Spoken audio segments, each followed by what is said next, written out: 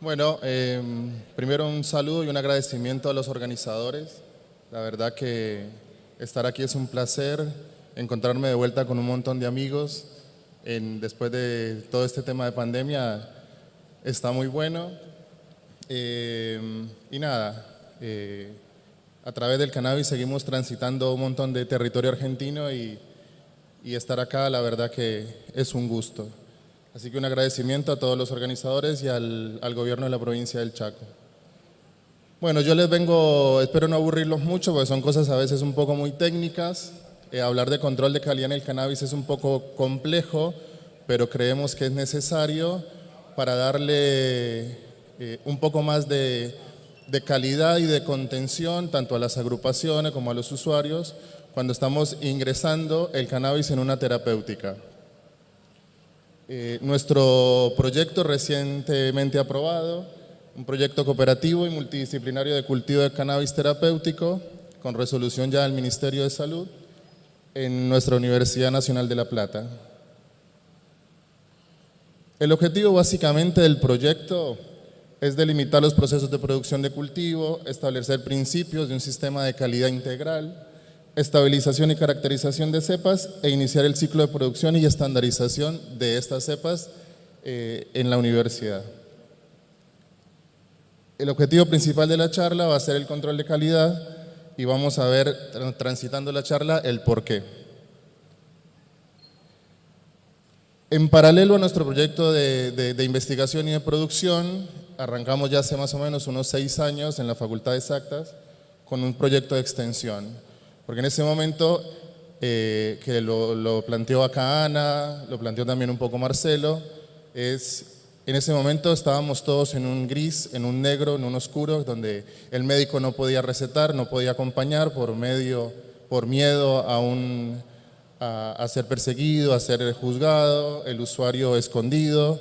Entonces vimos como un escenario complejo que no podíamos abordarlo desde la academia, no podíamos abordarlo desde la investigación. Nos pareció que la extensión universitaria como herramienta fundamental de la universidad era la herramienta clave en ese momento.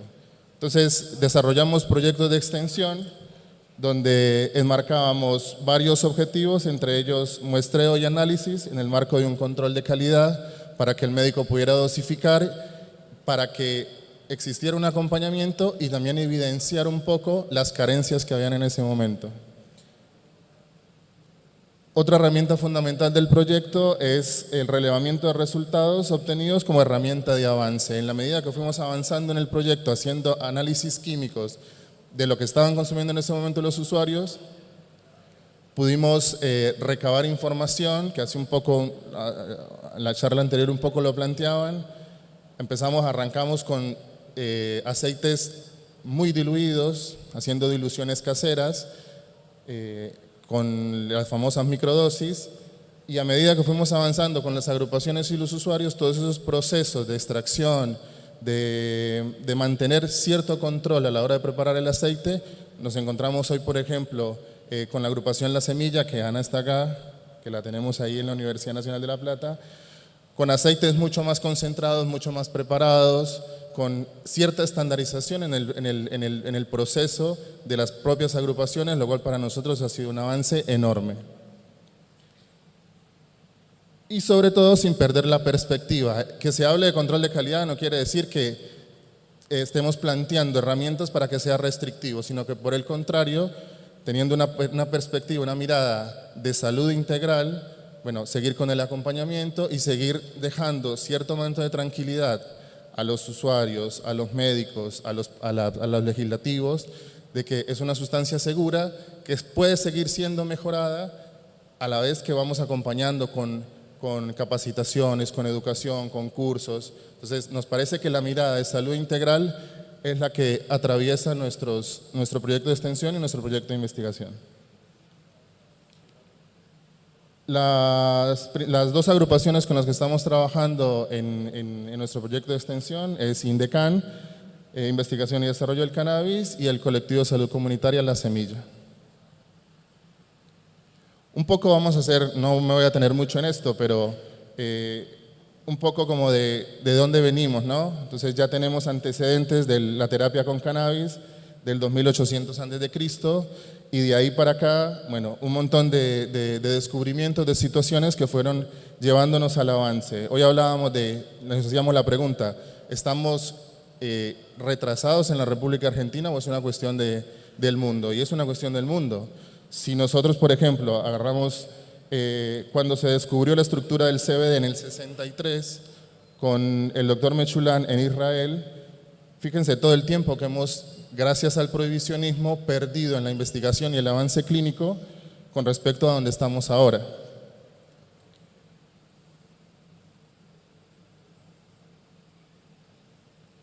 Bien, ¿dónde se empieza a dar dónde se empieza a apuntar a un desarrollo farmacológico gracias a los resultados que tenían en ese momento? En 1986 sale el Marinol, que es un THC sintético que se utilizaba en ese momento, que se utilizaba en pacientes con tratamiento oncológico. En el 2003 sale el Sesamet, que es Nabilona, un análogo sintético del THC para tratamientos también oncológicos. En el 2004 el Sativex, un extracto de la planta con THC y CBD, comercializado como tratamiento para esclerosis múltiple. ¿Qué fuimos encontrando en el transcurso, o qué fueron encontrando los investigadores? Que la mejor herramienta para el tratamiento era un extracto botánico y no un aislado, un purificado o un sintético. Y en el 2018, el Epidiolex, aprobado por la FDA como un tratamiento para epilepsia refractaria.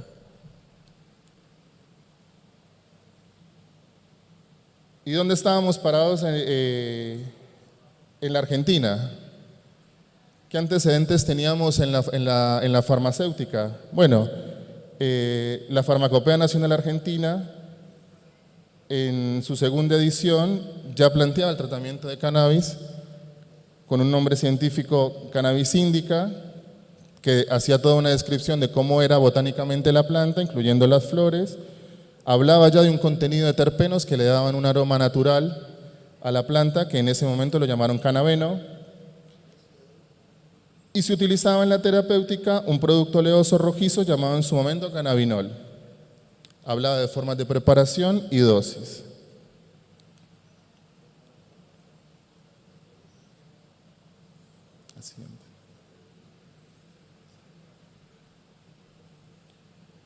Bien, en la tercera edición sigue apareciendo los tratamientos con cannabis en formas herbales, en formas de extracción, tinturas, contenidos ya planteaban el contenido de otros cannabinoides, ya hacía referencia a duración y dosis y tratamiento, pero desgraciadamente a partir del 64, gracias a los programas de prohibición y bueno, todo este tema desaparece de la Farmacopea Argentina. Esta información la obtuvimos gracias a un compañero del Colegio de Farmacéuticos de la provincia de Buenos Aires que hizo toda la recopilación de cuándo aparecía y cuándo empieza a desaparecer de la farmacopea. Bien, entonces ya sabemos que el cannabis nos viene acompañando en la terapéutica y en el desarrollo prácticamente de la humanidad.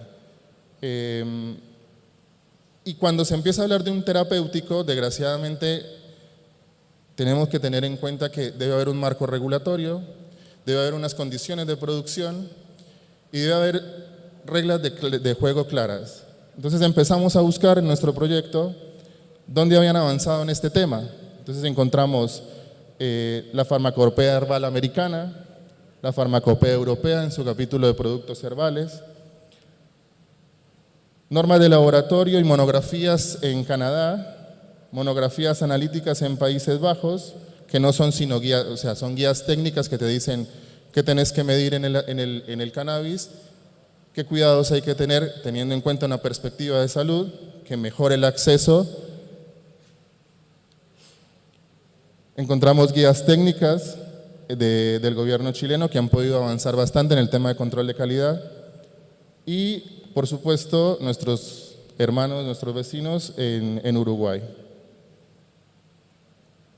Bien, entonces, definiciones de control de calidad hay muchas, pero lo que tenemos que entender cuando hablamos de control de calidad es que es herramientas que yo pongo en juego o que yo utilizo bajo un programa para identificar atributos propios de un producto, en este caso cannabis o sus derivados, que me garantice la composición, pureza, que a la hora de ponerla en un tratamiento industrial, yo calcule o tenga en cuenta que sea estable, que no tenga productos que sean nocivos para la salud cuando yo lo hago a nivel industrial, que me permite identificar adulterantes, contaminantes y sobre todo que sea seguro y confiable para el usuario.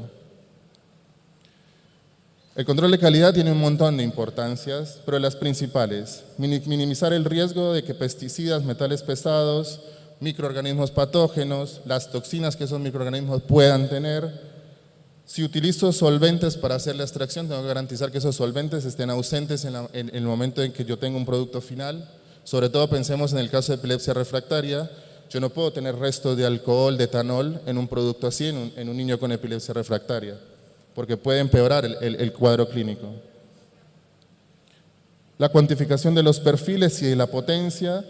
Cuando me refiero a potencia es una relación que hay entre el THC ácido y el THC neutro, que es el que genera la psicoactividad. Debe estar disponible esa información para el usuario y para el médico para que pueda dosificar y acompañar de la mejor manera al usuario. ¿Qué me genera este control de calidad? Pruebas de laboratorio que proporcionen seguridad pública, calidad en los productos y tranquilidad en el usuario.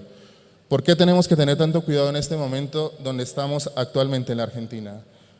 Porque un mal uso, un contaminante o cualquier tipo de sustancia que yo encuentre en un aceite que empeore el cuadro clínico me puede generar información errónea que diga, no, el cannabis es malo, el cannabis sigue siendo, tenemos que seguirlo prohibiendo porque mire lo que pasó con este usuario. Y quizá no es un problema del cannabis, no es un problema de la planta, sino que accidentalmente tuvo un contaminante o se formó algo en el proceso de preparación de esa resina que me generó un problema para el usuario.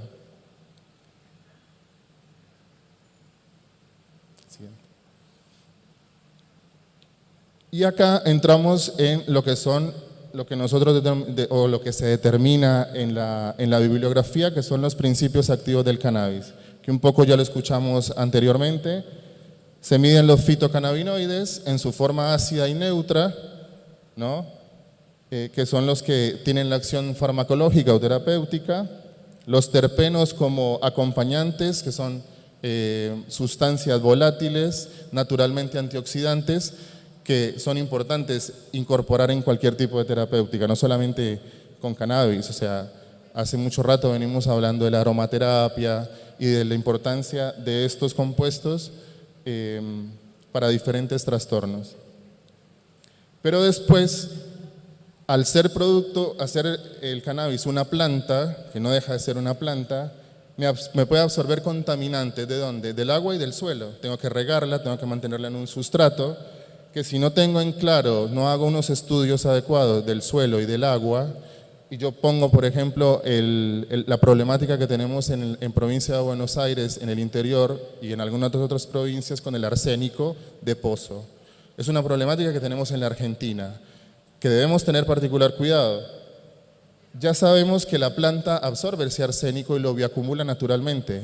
Si no tengo en cuidado, por ejemplo, en ese caso, naturalmente la planta me va a tener arsénico en sus compuestos. Entonces hay que tener particular cuidado, por ejemplo, en eso. Y hay una batería de análisis que se hace en este caso, que son residuos de solventes, si lo utilicé algún tipo de solvente para hacerlo, en el caso del aceite, si son flores no se evalúa ningún tipo de solvente, residuos de metales pesados que absorbo del agua y del suelo, que absorbe la planta, microorganismos patógenos producto de la manipulación, residuos de pesticidas en caso de que por accidente en una producción o un vecino pase con una avioneta, o a veces nos ha pasado, y Ana conoce el caso de una madre que estaba cultivando para su hijo y el vecino tiraba pesticidas en el jardín del lado. Encontrás pesticidas de manera accidental, no porque la madre lo haya utilizado, pero son cosas que pueden pasar. Y las micotoxinas, que son toxinas que pueden venir de hongos, que pueden estar presentes en la planta. Y cuando hablamos de un control de calidad completo, lo que nos referimos no solamente es al contenido de THC, CBD o CBN. En la planta hay muchísimos fitocannabinoides que, dependiendo de sus características genéticas o el perfil genético o el quimiotipo, como algunos lo quieren llamar, puede tener en mayor o menor proporción determinados cannabinoides. Y bueno, estos son unos pocos de un listado enorme que podemos encontrar en la planta.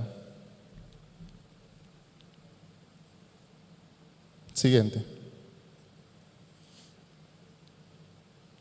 Y dentro de los otros componentes activos o sustancias activas que encontramos en la planta, encontramos los terpenos, que le dan característica a determinadas variedades, los que, por ejemplo, hacen uso recreativo, saben que bueno, el olor, el gusto que le dan a la planta son característicos sí o sí de este tipo de sustancias. Son sustancias benéficas para el usuario, contribuyen al sabor y aroma, aumentan los efectos terapéuticos de los cannabinoides con el efecto séquito que ya Mechulán lo planteó en ese momento.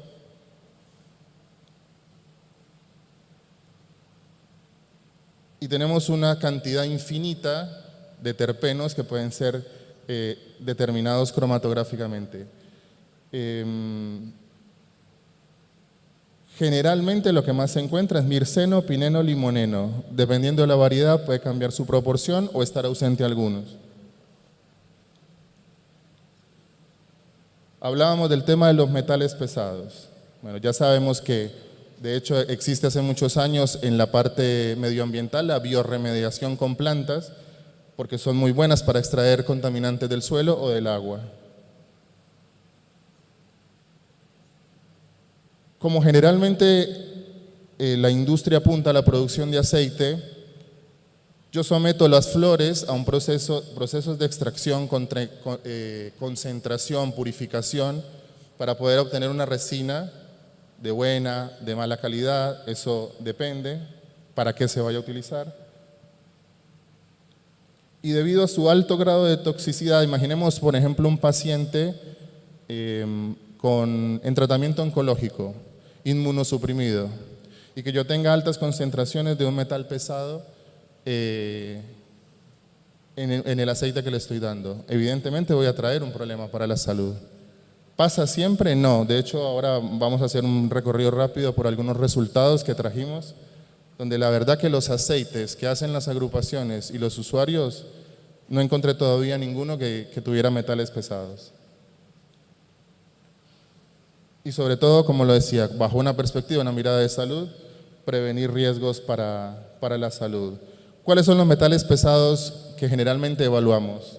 Cadmio, níquel, cromo, arsénico, plomo y mercurio, que son los mismos que se miden en otro tipo de alimentos o en agua. Siguiente, por favor. Y el tema de los pesticidas en nuestro país es una problemática medioambiental que viene atravesando hace muchos años. El cannabis no es la excepción a este tipo de problemáticas. Ya sabemos que si vamos a hacer un cultivo estandarizado, controlado para producción de aceite, no podemos utilizar pesticidas químicos. En general se hablan de biofertilizantes o un tipo de producto amigable con el medio ambiente que no me genere un riesgo a futuro para la salud.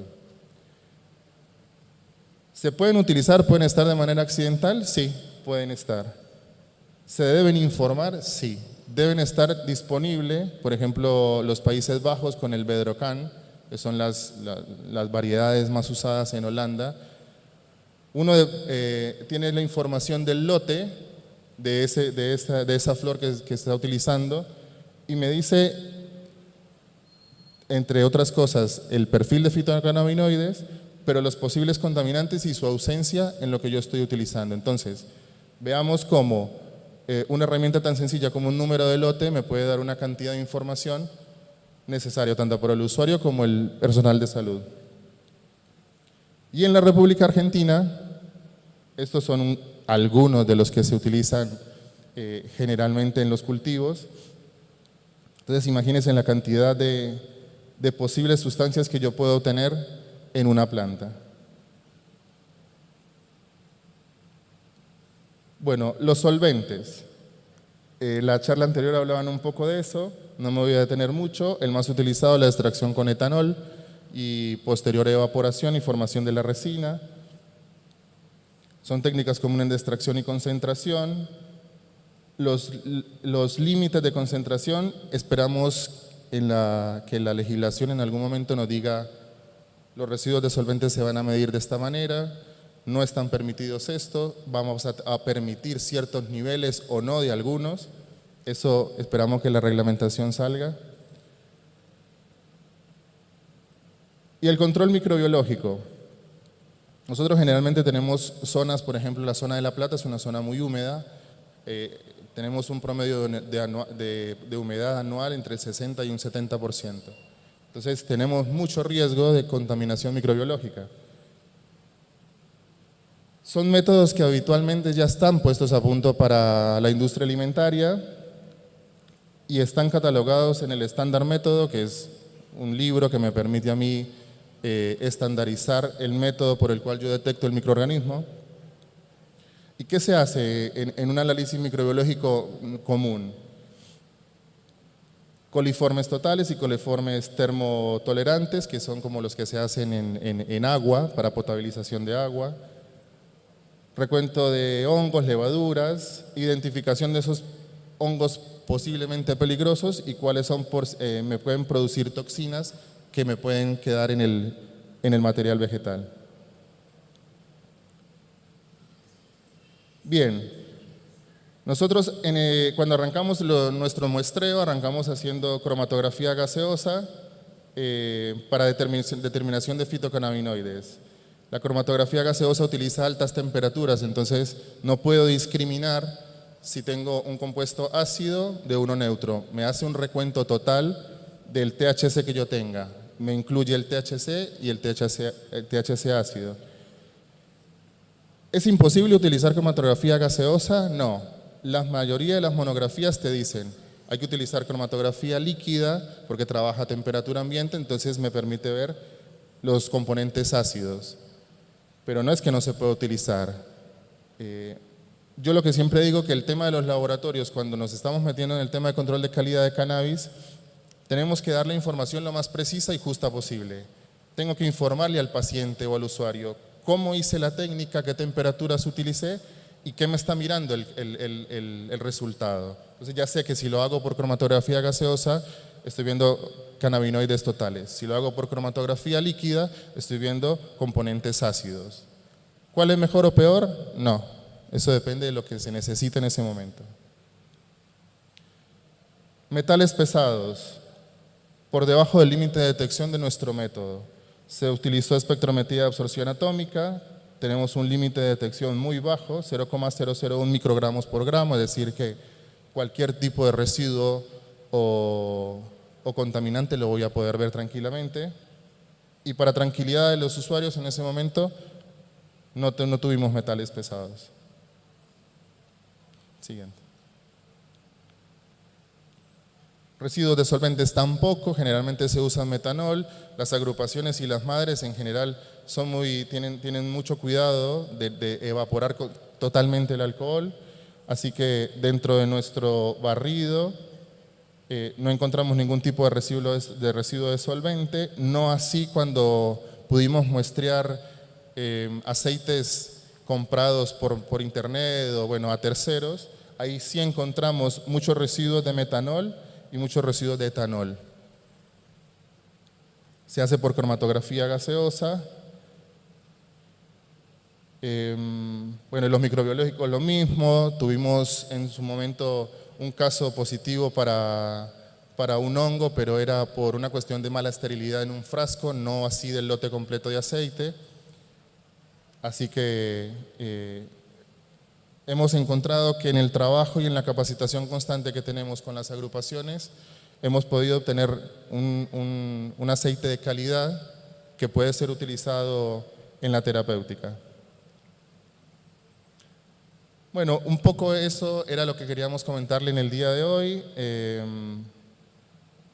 El tema del control de calidad integral, que para nosotros es importante que exista, y ahora que va a empezar a salir el tema de la industria, que queden claras las reglas de juego. Es decir, si yo a una agrupación, a un usuario que empieza un trabajo en conjunto con una universidad como la nuestra, que le está diciendo al país, nuestro producto es seguro, a pesar de que lo hacemos de manera manual, artesanal, tenemos un producto así, esperamos que la industria tenga los mismos estándares o un poco más altos para que nosotros podamos tener un producto de calidad.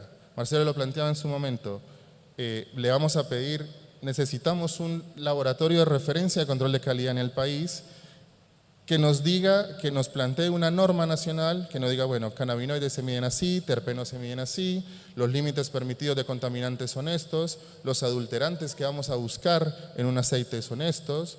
Tenemos el caso en Chile que ya están buscando adulterantes, entonces han encontrado psicotrópicos, ¿no? Diazepam, clonazepam, en aceites vendidos comercialmente. Como son, naturalmente, estos medicamentos son anticonvulsivantes, los incorporan en el aceite. Entonces, al abrir también la industria, también estamos abriendo un paraguas para que venga gente inescrupulosa. Y lo que yo digo siempre, el cannabis es seguro. Todavía no tenemos una dosis letal de un producto derivado de la planta. Entonces, si podemos tener una sustancia segura, si podemos garantizar que la gente pueda acceder de manera artesanal o comercial a un producto seguro, yo estoy seguro que nuestro país va a estar a la vanguardia a nivel mundial. Pero necesitamos que queden claras las reglas de juego. ¿Con qué nos estamos encontrando ahora con el tema de investigación y de control de calidad?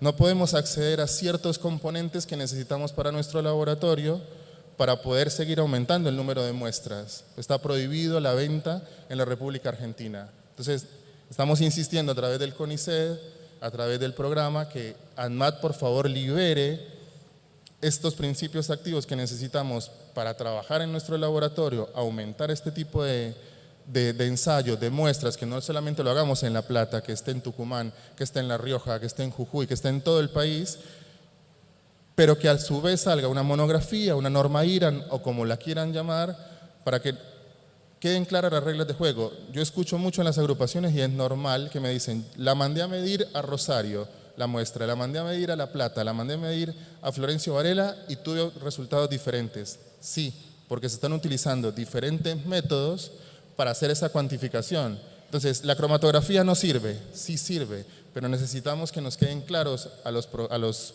laboratorios de control de calidad cómo vamos a hacer esas determinaciones. Así que un poco ese es el acompañamiento que hemos venido haciendo desde la universidad. Agradecimiento en particular a Indecan y a La Semilla que nos han facilitado las muestras para hacer nuestros análisis. Con ellos hemos venido recorriendo un camino a veces muy complicado, con altibajos, pero creemos desde que la universidad pública debe estar para eso, para acompañar, para visibilizar y sobre todo para llevar un poco de tranquilidad a familias que la vienen pasando muy mal desde hace mucho tiempo. Agradecimiento especial a mi facultad, la Facultad de Ciencias Exactas de la Universidad de La Plata, al Programa Ambiental de Extensión Universitaria, que es mi lugar de trabajo, donde venimos trabajando con contaminantes hace mucho tiempo, y al Instituto de Desarrollo e Investigaciones Pediátricas del Hospital de Niños de La Plata, que nos ha facilitado parte del equipamiento con el cual hacemos este tipo de determinaciones en compañía de las agrupaciones. A ustedes muchísimas gracias por la atención. No quise complicarlos mucho con cuestiones técnicas, espero que haya quedado claro.